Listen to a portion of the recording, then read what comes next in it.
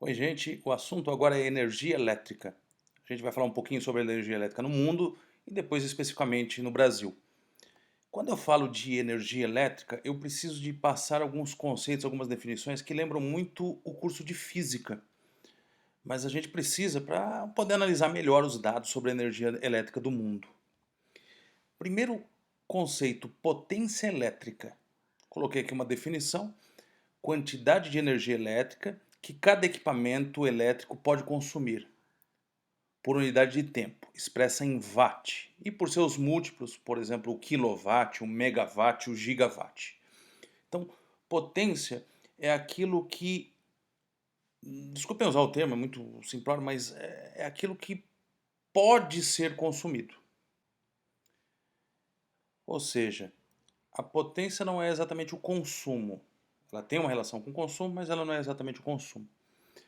Um outro termo aqui, capacidade instalada. É algo muito próximo à potência, mas olhando agora do ponto de vista da produção da energia. Então, quando a gente fala das usinas brasileiras que produzem eletricidade, a gente fala da capacidade que elas têm de fornecer potência. E a gente vai falar um pouquinho sobre capacidade. Energia consumida, agora sim, consumo, que é aquilo que você conhece melhor, porque você que paga conta de luz ou conhece alguém que paga conta de luz, vem o consumo total da energia elétrica utilizada pelos equipamentos elétricos ou eletrodomésticos da unidade consumidora, medida em quilowatt-hora. Claro que pode ser watt-hora, mas watt-hora é muito pouco, então geralmente é em quilowatt-hora. Pode ser também em megawatt-hora, gigawatt-hora.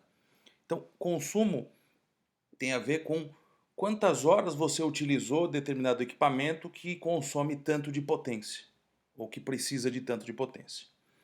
Para ficar mais claro, um equipamento que tem indicação de 1 kW de potência, 1.400 watts, consome 2,8 kWh em 2 horas de funcionamento. E se você deixar ele por meia hora de funcionamento, ele vai consumir 0,7 kWh.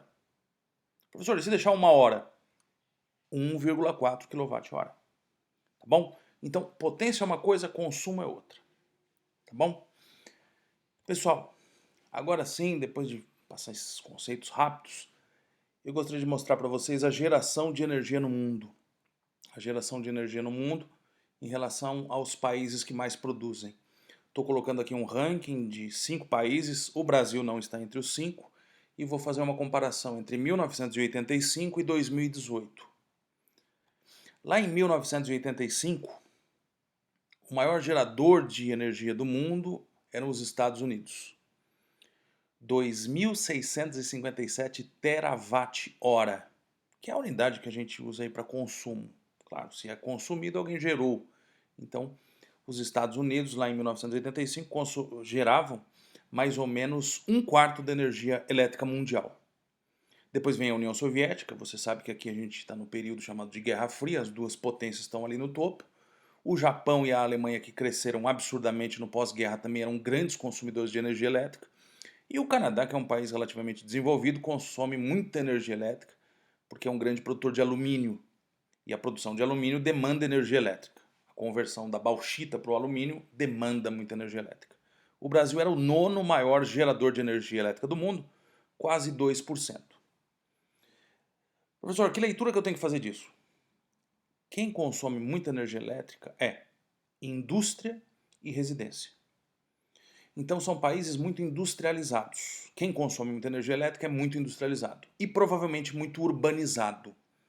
E além de muito urbanizado, também com um certo desenvolvimento econômico, porque as pessoas têm uma condição de vida melhor e consomem muita energia elétrica. Então, esses são os 5 primeiros colocados. Agora vamos para o ano de 2018. O mundo agora já é outro. Acabou a Guerra Fria, inclusive a União Soviética não existe mais. Você já deve estar imaginando que país que vai aparecer nesse ranking agora, né? Talvez você não imaginasse que a China se tornasse a maior geradora de eletricidade do planeta, tomando o espaço dos Estados Unidos. Mas é exatamente isso que aconteceu. Olhando essa tabela, a China, que eu dei um destaque colorido ali, ela deu um salto impressionante, porque hoje ela é a grande potência industrial, e a Índia é o outro país que deu um salto também bastante chamativo. Repare que a Índia hoje produz quase 6% da energia mundial. O Brasil continua em nono lugar. O Brasil aumentou um pouquinho a sua participação na geração de energia elétrica do mundo. Tá bom? Então, eu acho que a comparação dessas duas tabelas mostra dois momentos históricos muito diferentes, né? Duas ordens mundiais muito diferentes. E a ordem atual, com certeza, ela é marcada pela ascensão chinesa. Agora, gente, quem gera energia em relação agora às fontes primárias? Qual é a principal fonte de energia elétrica do planeta? Carvão. A geração está lá embaixo, 26 mil terawatts-hora, e o carvão é responsável por quase 40% disso. Depois vem o gás natural. Se eu junto carvão e gás natural, eu chego à conclusão de que mais ou menos 60% da eletricidade do mundo vem desses dois combustíveis. A fonte hidráulica aparece em terceiro lugar. Claro que para você brasileiro isso é surpreendente, porque no Brasil a fonte hidráulica tem muito mais peso. Mas no mundo é carvão e gás que dão sustento à energia elétrica geralmente. Isso é uma tabela que mostra uma série de dados. Repare que depois da energia hidráulica aparece a nuclear e as outras renováveis que provavelmente estão ganhando espaço nos últimos anos, que é a eólica e a solar. Vou olhar agora isso em forma de gráfico.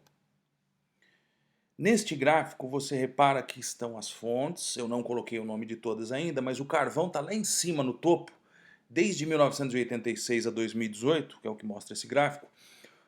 A geração de eletricidade por carvão ela gira em torno de 40% da eletricidade do mundo. Professor, mas por quê? Porque o carvão é barato. O carvão é uma fonte barata para ser queimada e gerar eletricidade. Então, muitos países ainda continuam queimando carvão para gerar eletricidade, principalmente a China. O gás natural, que aparece com a cor vermelha no gráfico, ele lá em 1986 era a quarta fonte de eletricidade. Hoje ele é a segunda. Hoje o gás natural já se aproxima aí dos 25% da geração de eletricidade do mundo. Já a hidrelétrica, que era aproximadamente 20% da geração de eletricidade, vem caindo nos últimos anos. Ainda é importante, claro, mas sofreu uma pequena queda. A fonte nuclear ganhou muita força até por volta do começo dos anos 2000, ainda era uma fonte importante, a terceira fonte de energia do mundo, mas de lá para cá vem caindo bastante. Os acidentes que ocorreram com usinas nucleares, de certa forma, queimaram um pouco, queimaram no sentido de deixar mal visto esse tipo de geração de energia elétrica.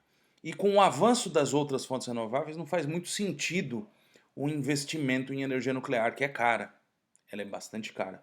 Você deve se lembrar do acidente de Chernobyl em 1986 e você deve se lembrar do acidente de 2011 em Fukushima, no Japão.